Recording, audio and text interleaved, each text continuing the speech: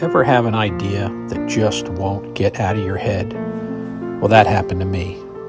As I talked to people about my idea, everyone said, "That's never going to happen. You can't do that.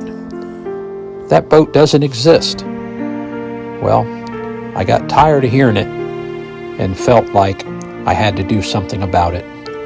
With no plans, no blueprints, just an idea in my head for a cool-looking boat that I thought would make a difference, I gathered two buddies, Tom Yarborough, a carpenter, and Robert Morrison, aka Skinny, to join me in building the 43 walk-around flybridge boat.